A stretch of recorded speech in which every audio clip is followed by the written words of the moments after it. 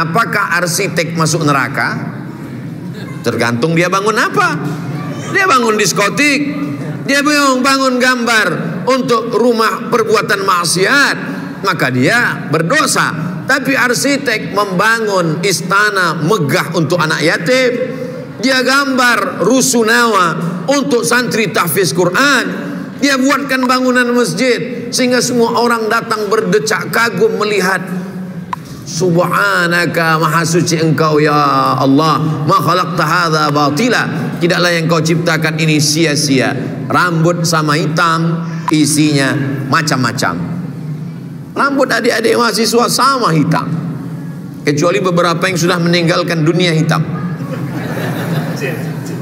Tapi isi yang ada di dalam kepalanya, ada yang hobinya menggambar animasi, ada yang hobinya membuat program komputer, jadi programmer. Seorang ahli hadis, anaknya tidak sekolah agama, kuliah S3 di Amerika, mengambil jurusan programmer komputer. Apa kata orang? Masa bapaknya ulama ahli hadis, anaknya sekolah komputer di Amerika? Bapaknya tersenyum. Kamu kalau mau nyari hadis sekarang di mana? Pergi ke perpustakaan, buka kitab ini, buka kitab ini, buka kitab ini, buka kitab ini. Satu hari nyari hadis di kitab, debunya dapat, kitabnya nggak dapat. Tapi dengan buka laptop, langsung ketik software pencari hadis, download di Play Store. Setelah itu lalu kemudian pakai. Di manakah hadis ini berada? Man bana masjidan, siapa yang bangun masjid, banallah mithlahu baitan fil jannah, dibangunkan Allah untuknya satu tempat di surga. Langsung aplikasi itu menampilkan, ada dalam Sahih Bukhari, ada dalam Sahih Muslim, kitab ini, bab ini, nomor segini. Lalu siapa yang masuk surga? Hasil cipta karya karsa manusia. Tapi kalau tidak dibarengi dengan akhlak, peradaban ini akan hancur berkeping. Jangan bangga dengan masjid yang besar. Masjid yang sudah kita bangun, jangan kita lah Pak Ustadz, kan kami. Oh ya, saya tinggal tanda tangannya aja. Saya amat sangat berterima kasih. Saya tidak ikut mengumpulkan semennya, saya tidak ikut membangunnya, saya tidak ikut mengaduknya, saya tidak ikut lecet tangannya. Ustadz Somad, kata Pak Ketua Pembina, saya malu kalau untuk membangun rumah Allah bawa proposal. Masjid ini mesti dibangun dengan tetes peluh keringat air mata, selesai. Udah selesai baru datang Ustaz Abdul Somad, tinggal tanda tangan. Tanda tangan saya yang ada di situ dilihat oleh mahasiswa Universitas Balikpapan sampai hari kiamat.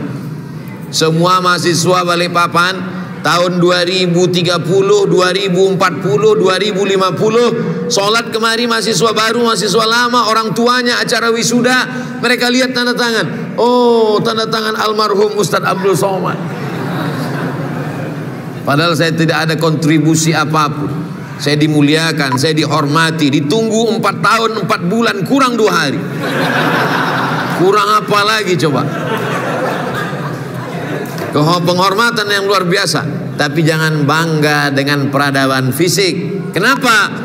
700 tahun umat Islam berkuasa di Andalusia, Maroko. Nyebrang dari Maroko 30 menit sampai pulau pertama, tempat turun namanya Jesiras. Sebelum sampai ke Jesiras, melewati suatu selat yang disebut dengan selat Gibraltar. Dibangun, dilewati oleh Jabal namanya Tariq bin Ziyad. Tariq bin Ziyad melewati sebuah bukit.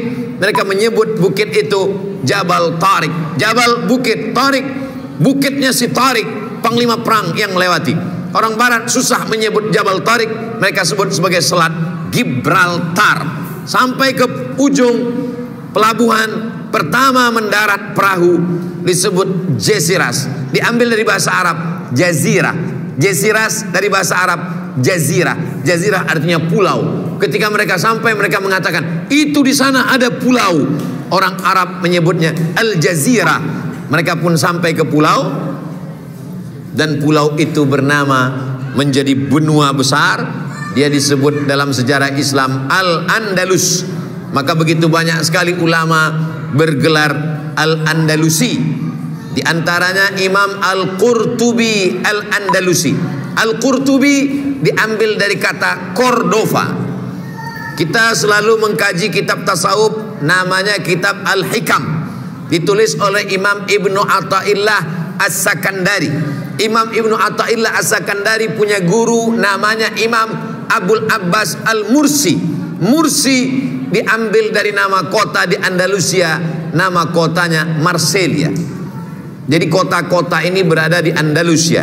Ada juga beberapa mahasiswa ketika saya sebut Andalusia, kami tidak tahu Ustaz. Andalusia nggak tahu? Enggak. Real Madrid, Barcelona? Oh tahu Pak Ustaz. Spanyol, Maroko, Samudra Atlantik, Jasiras, Andalusia. 700 tahun umat Islam berkuasa di Andalusia. Hari ini apa yang terjadi? Masjid yang megah, cantik, indah hanya sebagai cagar budaya, forbidden for praying. Tegakah kita tertulis di dinding ini forbidden for praying, dilarang sholat? Masuk anak muda ke dalam masjid megah Andalusia, sampai di dalam dia kumandangkan azan, Allahu Akbar, Allahu Akbar. Datang security, mau sholat ya? Enggak, mau azan aja. Kenapa ente azan? Karena batu-batu ini rindu ingin mendengarkan kalimah Allahu Akbar. Insya Allah itu tidak akan terjadi di Balikpapan. Allahu Akbar. Kenapa? Karena kita mewariskan bukan hanya peradaban fisik, tapi peradaban non fisik. Itu tadi maka judulnya disampaikan Pak Rektor di depan, akhlakul karimah. Supaya apa? Adik-adik tetap lanjutkan tahfiz Quran. Ada di antara adik-adik ini nanti yang akan jadi menteri, insya Allah. Amin. Bangun rumah tahfiz Quran. Kenapa? Karena masjid tegak berdiri, imamnya ninggal. Masjid tegak berdiri, muazzinnya tua. Masjid tegak berdiri, khatibnya tidak tergantikan. Ustaz Somad bisa menggelegar ini paling dalam waktu 5 tahun ini. Muasuk nanti tahun 2045 udah slow. Jamaah yang dimuliakan Allah, mesti ada tongkat estafet. Meninggal Nabi, dilanjutkan sahabat. Meninggal sahabat, dilanjutkan tabi'in. Meninggal tabi'in, dilanjutkan tabi'in. Meninggal Imam Syafi'i, dilanjutkan Imam Al-Muzani, Imam Rabi' Al-Muradi. Maka imam-imam ini, meninggal Imam Ahmad bin Ambal, dilanjutkan oleh anaknya Imam Abdullah bin Ahmad bin Ambal. Dia kumpulkan hadis-hadis bapaknya. Meninggal Imam Malik bin Anas, dilanjutkan oleh muridnya. Itulah dia Imam Muhammad bin Idris Asy-Syafi'i. Meninggal Imam Syafi'i, dilanjutkan oleh muridnya. Itulah Imam Ahmad bin Ambal. Meninggal Imam Ahmad bin Ambal, dilanjutkan oleh muridnya. Itulah dia Imam Al-Bukhari. Meninggal Imam Al-Bukhari, dilanjutkan oleh muridnya. Itulah dia Imam Muslim. Meninggal Imam Muslim, dilanjutkan oleh murid-muridnya. Sampailah hari ini betapa pentingnya murid. Murid diambil dari bahasa Arab, arada, yuridu, iradah. Murid, murid artinya orang yang punya keinginan yang kuat. Itu arti murid. Murid itu bahasa Arab. Jadi kalau ada orang yang tidak punya keinginan yang kuat, dia tidak kita sebut murid. Lalu apa? Student. Jadi begitu hebatnya peradaban Islam, maka kita mesti ambil ini. Kalau tidak, maka kita tidak membentuk satu peradaban yang baru. Saya yakin dan percaya Uniba, Masjid Amirul Haq, mahasiswa-mahasiswanya akan melahirkan peradaban-peradaban baru di masa akan datang, insya Allah. Dengan syarat berpegang teguh kepada la ilaha illallah Muhammadur Rasulullah sallallahu alaihi wasallam.